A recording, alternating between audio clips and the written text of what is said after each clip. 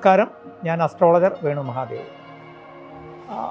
നമ്മൾ വ്യാഴമാറ്റത്തെക്കുറിച്ചുള്ള വീഡിയോ വന്നതിൽ ഏറ്റവും അധികം കമൻറ്റ് വന്നത് ശരിക്കും വൃശ്ചികക്കൂറിനെ ബേസ് ചെയ്താണ്. അതിൻ്റെ കാരണം വൃശ്ചികക്കൂറുകാരിൽ നല്ലൊരു ശതമാനവും തലയിൽ കൈവച്ച് ചോദിച്ചൊരു ചോദ്യമുണ്ട്.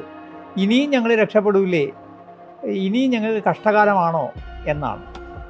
ഇതിന് ഒറ്റ വാക്കിൽ ഞാൻ ഉത്തരം പറയാം. ഒരു കൂറുകാരും ഒരു നക്ഷത്രക്കാർക്കും ഒരിക്കലും പൂർണ്ണമായും കഷ്ടകാലം എന്നൊരു സാധനം ഇല്ല. അതിൻ്റെ കാരണം എന്താണെന്ന് വെച്ച് കഴിഞ്ഞാൽ, ഞാൻ ആ വീഡിയോകളിൽ പലതിലും പറഞ്ഞിട്ടുണ്ട്. എപ്പോഴും അസ്ട്രോളജിക്കലി എൻ്റെ അടുത്ത് കൺസൾട്ട് ചെയ്യുന്നവരുടെ അടുത്തും അസ്ട്രോളജി സംസാരിക്കുന്നവരുടെ അടുത്തൊക്കെ ഞാൻ പറയാറുണ്ട്, ജ്യോതിഷം എന്ന് പറയുന്നത് നമുക്കൊരു വഴികാട്ടി മാത്രമാണ്. അതായത് നമ്മൾ പോകുന്ന വഴികളിലുള്ള പ്രശ്നങ്ങളോ അല്ലെങ്കിൽ വരാവുന്ന പ്രശ്നങ്ങളോ അല്ലെങ്കിൽ അപകടങ്ങളൊക്കെ ചൂണ്ടിക്കാണിക്കുന്നൊരു വഴികാട്ടി. പക്ഷേ ആ വഴിയിൽ നമ്മൾ സഞ്ചരിക്കുമ്പോൾ വരാവുന്ന ഗുണദോഷങ്ങളെ ശ്രദ്ധിച്ചും ജാഗ്രതയോടെയും ശ്രദ്ധയോടെയും കൈകാര്യം ചെയ്യേണ്ടത് നമ്മുടെ യുക്തിയും ബുദ്ധിയുമാണ്. ഇതിന് ഒറ്റ കാരണമേ ഉള്ളൂ. ഇപ്പോൾ വൃശ്ചികക്കൂറുകാർ അങ്ങനെ ചോദിക്കുമ്പോൾ പറയാനുള്ളൊരു കാരണം, വൃശ്ചികക്കൂറുകാരെ സംബന്ധിച്ച് അവരുടെ 5ലാണ് ശനി നിൽക്കുന്നത്. അപ്പോൾ ശനി 5ൽ നിൽക്കുന്നതുകൊണ്ട് വലിയ ഗുണവും ഇല്ല എന്ന ദോഷവും ഇല്ലാത്തൊരവസ്ഥ പറയാം. കാരണം അവരുടെ പഠന സംബന്ധമായ കാര്യങ്ങളൊക്കെ ചെറിയ അവരുടെ പ്രജ്ഞ, മേധ ഇങ്ങനെയുള്ള സ്ഥാനങ്ങളിൽ, അതായത് അവരുടെ ബുദ്ധി പ്രവർത്തിക്കേണ്ട സ്ഥാനങ്ങളിൽ കുറച്ച് മന്ദത വരും, അലസത വരും. അപ്പോൾ തീരുമാനങ്ങൾ എടുക്കുമ്പോഴൊക്കെ ഇതാണ് അതിൻ്റെ പ്രശ്നം. അല്ലാതെ വലിയൊരു നമ്മുടെ ജീവിതമേ പോയെന്ന് നിലവിളിക്കേണ്ട കാര്യമില്ല. അതുപോലെ അവർക്ക് അഷ്ടമത്തിലേക്ക് വ്യാഴം മറഞ്ഞു. അപ്പോൾ ഞാൻ ആ വീഡിയോയിൽ തന്നെ പറഞ്ഞിട്ടുണ്ട്, അഷ്ടമത്തിൽ വ്യാഴം മറയുക എന്ന് പറഞ്ഞാൽ കഷ്ടകാലമെന്നല്ല അതിൻ്റെ അർത്ഥം. നമുക്ക് വരേണ്ട ഭാഗ്യങ്ങളോ അനുഗ്രഹങ്ങളോ പൂർണ്ണമായി വരാൻ കഴിയാതെ പോവുക. അപ്പോൾ അതിന് നമ്മൾ എന്ത് ചെയ്യണം? ആ വ്യാഴത്തെ ഒന്ന് പുഷ്ടിപ്പെടുത്തിയാൽ മതി. ഇപ്പോൾ വ്യാഴത്തെ പുഷ്ടിപ്പെടുത്തുക എന്ന് പറഞ്ഞു കഴിഞ്ഞാൽ നമ്മളിങ്ങനെ മനസ്സിലാക്കിയാൽ മതി, നമ്മളെ കുടുംബത്തിൽ നമ്മളെ സഹായിക്കേണ്ട ഒരു കാരണവർ, ഒരു അമ്മാവനുണ്ട്. പുള്ളിക്കാരൻ IPS ഉദ്യോഗസ്ഥനാണ്, IG ആയിട്ട് നമ്മുടെ നാട്ടിലിരിക്കുകയാണെങ്കിൽ നമ്മളെ സഹായിക്കും. അപ്പോൾ അങ്ങനെയാണ് ഇരുന്നിരുന്നത്. അദ്ദേഹം 7ലായിരുന്നു. പക്ഷേ 8ലേക്ക് മാറിയെന്ന് പറഞ്ഞാൽ അദ്ദേഹം പണിഷ്മെൻറ്റ് ട്രാൻസ്ഫറിൽ നാഗാലാൻഡിൽ പോയി സിവിൽ സപ്ലൈസ് കോർപ്പറേഷൻ്റെ MD ആയിട്ടാണ് ഇപ്പോൾ ഇരിക്കുന്നത്. നാട്ടിൽ വരുമ്പോൾ വല്ലപ്പോഴും വല്ല മുളകോ മഞ്ഞയോ കൊണ്ട് തരാമെന്നല്ലാതെ അദ്ദേഹത്തിന് വേറെ ഒന്നും ഹെൽപ്പ് ചെയ്യാൻ പറ്റില്ല. കാരണം അദ്ദേഹത്തിന് പണിഷ്മെൻറ്റ് ട്രാൻസ്ഫറാണ്, അദ്ദേഹത്തിന് സ്വസ്ഥമല്ലാത്തൊരു സ്ഥാനത്ത് പോയിരിക്കുകയാണ്. അപ്പം നമ്മൾ എന്ത് ചെയ്യണം? അദ്ദേഹത്തിന് വേണ്ടി കൂടി പ്രാർത്ഥിക്കുക, അദ്ദേഹത്തിന് വീണ്ടും നല്ല പൊസിഷനിൽ വരാൻ വേണ്ടി നമ്മൾ ശ്രമിക്കുക. അപ്പം നമ്മൾ എന്ത് ചെയ്യണം? ദൈവാധീനം വർദ്ധിക്കാനുള്ള കാര്യങ്ങൾ ചെയ്യുക. 2 വ്യാഴം എന്ന് പറയുന്നത് ഞാൻ ആ വീഡിയോയിൽ വ്യക്തമായി പറഞ്ഞിട്ടുണ്ട്. ധനം, നമ്മുടെ സന്താനം, ഈ 2 കാര്യങ്ങളുടെ പ്രധാന ദൈവാധീനത്തിൻ്റെ വ്യാഴമാണ്. അപ്പോൾ എന്ത് ചെയ്യണം? ധനം കൈകാര്യം ചെയ്യുമ്പോൾ ധനകാര്യങ്ങൾ വളരെ ശ്രദ്ധ പുലർത്തുക. സന്താനങ്ങളുടെ ജീവിതത്തിൽ നമ്മളൊരു നിരീക്ഷണം വയ്ക്കുക. അപ്പോൾ ഇനി ഞാൻ വേറൊരു കാര്യം ചോദിക്കുന്നത്, ധനം എന്തുകൊണ്ടാണ് പ്രശ്നം വരുന്നത്? ധനം പ്രശ്നം വരുന്നത് എൻ്റെ ഇതുവരെയുള്ള നിരീക്ഷണത്തിൽ ഞാൻ നോക്കിയ ആയിരക്കണക്കിന് വ്യക്തികളുടെ ജാതകത്തിൽ, അവരുടെ ജീവിതത്തിൽ നിന്ന് ഞാൻ പഠിച്ചൊരു കാര്യം, ഒന്നുകിൽ ജാതകത്തിൽ വ്യാഴാനിഷ്ടം അല്ലെങ്കിൽ അവരുടെ ചാരവശാൽ വ്യാഴാനിഷ്ട സ്ഥാനത്തേക്ക് 8ലേക്കോ 12ലേക്കോ അല്ലെങ്കിൽ 6ലേക്കൊക്കെ പോകുമ്പോൾ സംഭവിക്കുന്ന വേറൊന്നുമല്ല, ഇവർക്ക് ധനക്രയവിക്രയത്തിനകത്ത്, ധനം കൈകാര്യം ചെയ്യുന്നതിനകത്ത് അബദ്ധങ്ങൾ വരും. അപ്പം നമ്മളവിടെ നമ്മളെ സമയം നന്നല്ല എന്ന് പറഞ്ഞ് കോഷ്യസ് ആവണം. ഇപ്പോൾ ഈ വ്യാഴ അഷ്ടമത്തിലായ സമയത്ത് എന്നെ ബന്ധപ്പെട്ട ഒരു വ്യക്തി എന്നോട് പറഞ്ഞൊരു കാര്യം ഇതാണ്. പുള്ളി ഭയങ്കര ഭക്തനാണ്, ഒരുപാട് ആൾക്കാരുമായിട്ട് കമ്മ്യൂണിക്കേറ്റ് ചെയ്യുക, ഒരുപാട് നല്ല കാര്യങ്ങളും സത്സംഗമൊക്കെ ചെയ്തുകൊണ്ടിരുന്നു. പെട്ടെന്ന് ഏതാനും കൂട്ടുകാരെ കിട്ടി. അപ്പോൾ ആ കൂട്ടുകാരുമായിട്ട് ചേർന്നു പെട്ടെന്ന് ചില ബിസിനസ്സുകളിലും മറ്റുമൊക്കെ ഇടപെടേണ്ടി വന്നു. അവരുടെ ബിസിനസ് ആവശ്യങ്ങൾക്ക് ഇദ്ദേഹം സാമ്പത്തികമായിട്ട് സഹായിച്ചു. അവർക്കും സാമ്പത്തികം കിട്ടിയില്ല, അവരും നഷ്ടത്തിൽ പോയി. അതോടെ തിരിച്ച് പുള്ളിയുടെ പൈസയും നഷ്ടം വന്നു. പിന്നെ പുള്ളി കരഞ്ഞു വിളിച്ചൊക്കെ വന്നു. കാര്യമില്ല. കാരണം നമ്മളെപ്പോഴും നമുക്ക് ഈശ്വരൻ തരുന്ന ധനം എന്ന് പറയുന്നത് നമുക്ക് നിലനിർത്തി നമ്മുടെ കുടുംബത്തിന് നമുക്കും ചിലവഴിക്കാനുള്ളതാണ്. കാരണം നമ്മളെ പൂർവ്വപുണ്യം കൊണ്ടാണ് നമുക്ക് തരുന്നത്. അപ്പോഴേക്കും ഇതുപോലെ ആർഭാടമായിട്ടോ അമിതമായി ധനമോഹത്തോടെ ഓരോ കാര്യങ്ങളിപ്പോൾ ഇടപെടുന്നവർ നമ്മളെ സമീപിക്കുമ്പോൾ എന്ത് പറ്റുമെന്ന് വെച്ച് കഴിഞ്ഞാൽ, അവർക്ക് പൂർവ്വജന്മത്തിൻ്റെ ദോഷം കൊണ്ടാണ് ഈ ധനപരമായിട്ടുള്ള വലിയ ക്ലേശം ഇതും വരുന്നത്. അവരെ സഹായിക്കേണ്ടത് നമ്മളല്ല, ഗുരുവായൂരപ്പനാണ്, ഈശ്വരനാണ്, വ്യാഴമാണ്. അപ്പോൾ അവർ ഈശ്വരനെ വിളിക്കുമ്പോൾ ഈശ്വരൻ വേണം അവർക്ക് ധനം കൊടുക്കേണ്ടത്. പകരം അവർക്ക് നമ്മൾ ധനം കൊടുത്ത് സഹായിക്കും. നമ്മൾ ചോദിക്കും, ഒരാൾ കഷ്ടം പറയുമ്പോൾ ധനം കൊടുത്ത തെറ്റാണോ? തെറ്റ് തന്നെയാണ്. കാരണം ഈശ്വരൻ ചെയ്യേണ്ട ജോലി നമ്മൾ ചെയ്യുമ്പോൾ ഈശ്വരൻ വിചാരിക്കും അവരുടെ പ്രാരാബ്ധം ഇയാളോട് അനുഭവിക്കട്ടെ എന്ന് വിചാരിക്കും. ഇതാണ് അതിൻ്റെ വാസ്തവം. അപ്പം ഒരാളിന് ധനം കൊടുത്ത് നമ്മൾ സഹായം ചെയ്യാതിരിക്കുക. മറ്റൊന്ന്, നിങ്ങൾ ഇത്രയും നിലവിളിക്കേണ്ട ഒരു കാര്യവുമില്ല.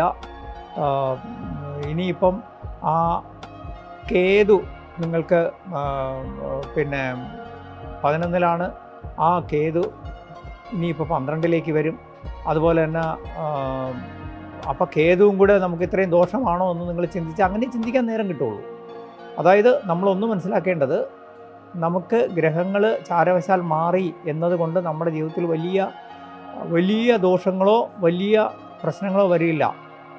ഒന്ന്, അങ്ങനെ വരുന്ന സമയം നമ്മുടെ സമയം അത്ര നന്നല്ല എന്ന് വിചാരിച്ച് എല്ലാ കാര്യങ്ങളും ജാഗ്രതയോടെ ചെയ്യണം. ആ വീഡിയോകളിൽ ഞാൻ വ്യക്തമായിട്ട് പറയാറുണ്ട്, ഇന്ന കാര്യങ്ങൾ ജാഗ്രത പുലർത്തുക, ശ്രദ്ധ പുലർത്തുക, പിന്നെ നിരീക്ഷിക്കുക എന്ന് പറയുന്നത് ആ സമയത്ത് നമ്മൾ ശ്രദ്ധിക്കേണ്ട കാര്യങ്ങൾ ശ്രദ്ധിച്ച് പോയാൽ മാത്രം മതി. അല്ലാതെ ഒരു ഗ്രഹങ്ങളും നമുക്കൊരു ദോഷവും ചെയ്യത്തില്ല. നമുക്ക് ദോഷങ്ങൾ വരാനുള്ള വഴികൾ അവർ കൊണ്ടുവരും. അപ്പോൾ അതിൽ നിന്ന് ജാഗ്രതയോടെ അതിൽ പെട്ടുപോകാൻ സൂക്ഷിക്കേണ്ടത് നമ്മളെ എടുക്കാം. അതായത് കുറച്ചുകൂടി ഫ്രാങ്കായിട്ട് പറഞ്ഞാൽ 6 ഗ്രഹങ്ങൾ ഉച്ചനായി നിൽക്കുമ്പോഴാണ് ശ്രീരാമചന്ദ്രൻ ജനിച്ചത്. ശ്രീരാമചന്ദ്രൻ ജീവിതം മുഴുവൻ രാജാവായിട്ട് പോലും കാട്ടിലലിഞ്ഞു, സ്വന്തം ഭാര്യയെ നഷ്ടപ്പെട്ടു. അതും കഴിഞ്ഞിട്ട് അദ്ദേഹത്തിന് വളരെ വലിയ യുദ്ധം ചെയ്ത് ഭാര്യയെ വീണ്ടെടുത്തിട്ട് പോലും ഒരു ജീവിത സുഖമൊന്നും അനുഭവിക്കാൻ പറ്റിയില്ല.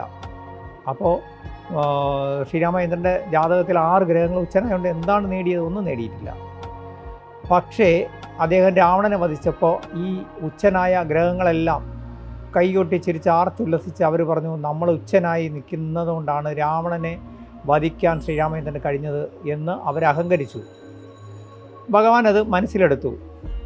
തൊട്ടടുത്ത ശ്രീകൃഷ്ണ അവതാരം എടുക്കാൻ തുടങ്ങിയപ്പോൾ തന്നെ മഹാവിഷ്ണു ഈ നവഗ്രഹങ്ങളോട് പറഞ്ഞ് ഏറ്റവും മോശ സ്ഥിതിയിൽ പോയി നിന്നോളാൻ പറഞ്ഞു.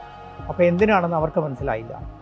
ഭഗവാൻ ശ്രീകൃഷ്ണൻ അവതരിക്കുന്നതിന് മുമ്പ് തന്നെ ഈ ഗ്രഹങ്ങളെല്ലാം ഏറ്റവും മോശ അവസ്ഥയിലാണ് പോയിരുന്നത്. ശ്രീകൃഷ്ണ ജാതകത്തിൽ ഗ്രഹങ്ങളെല്ലാം മോശ അവസ്ഥയിലാണ്. പോരാതെ അഷ്ടമി രോഹിണിക്ക്, കറുത്തവാവ് അഷ്ടമിക്കാണ് ജനിച്ചത്.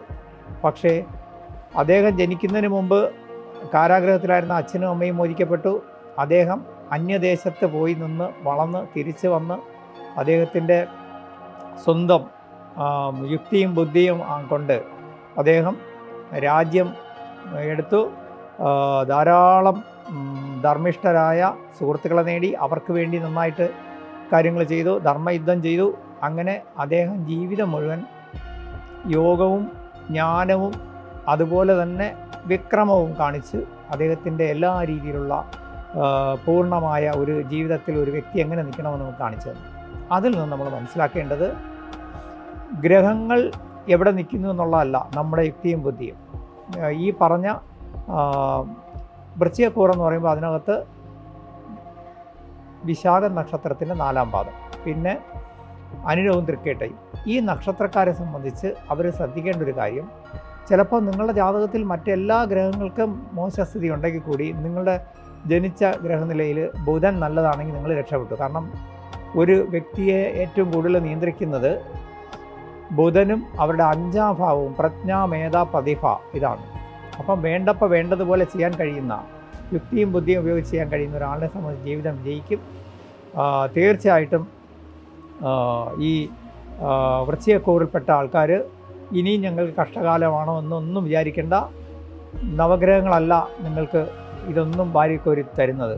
അങ്ങനെയാണെങ്കിൽ ഇവിടെ നേരത്തെ വന്ന പല വീഡിയോകളിലും പറഞ്ഞിട്ടുണ്ട്, ഇനി രാജയോഗം, മഹാഭാഗ്യം വരുന്നു, ലോട്ടറി അടിക്കും. ഇതൊന്നും ആർക്കും സംഭവിച്ചിട്ടില്ല.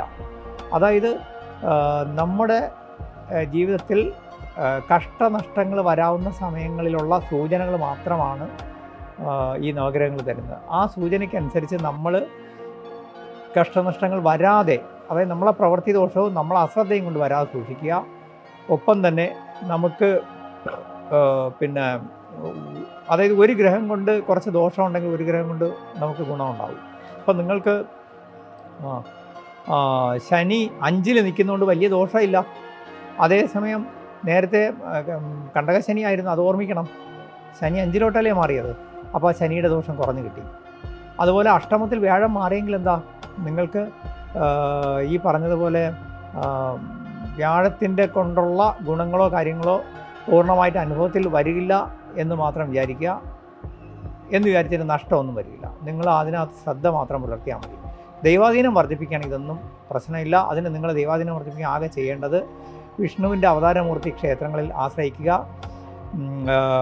ഭാഗ്യസൂക്താർച്ചന, സുദർശന അർച്ചന, അതുപോലെ തന്നെ പിന്നെ ജോലി അതുപോലുള്ള കാര്യങ്ങൾ ഇടപെടുന്നവരാണെങ്കിൽ സംവാദ സൂക്താർച്ചന, ഇതൊക്കെ ചെയ്ത് ഈശ്വരനെ ആശ്രയിച്ച് മുന്നോട്ട് പോയാൽ, വിഷ്ണു സ്തുതികൾ ജപിച്ചാൽ, ശ്രീകൃഷ്ണ സ്തുതികൾ ജപിച്ചാൽ നിങ്ങളുടെ ജീവിതത്തിൽ ഒരു പ്രശ്നവും വരില്ല. തീർച്ചയായിട്ടും നിങ്ങൾക്കെല്ലാം ഗുണമേ വരുള്ളൂ. ഒരു ടെൻഷനും വേണ്ട. എല്ലാവർക്കും നല്ലത് വരട്ടെ. ഹരേ കൃഷ്ണ, ഹരേ കൃഷ്ണ.